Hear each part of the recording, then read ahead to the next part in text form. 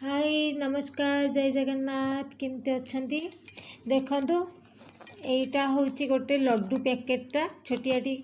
कहीं आम ओडिशा रे पूरा बुंदी लड्डू बाहाघर टाइम रे बड़ बड़ बुंदी लड्डू तैयारी हुए बाहर पठा हुए। एटा गोवा रे बाहाघर हेले एई लड्डू ही मिले शुभ विवाह लिखाई देखो कौ भाया लड्डू आम जो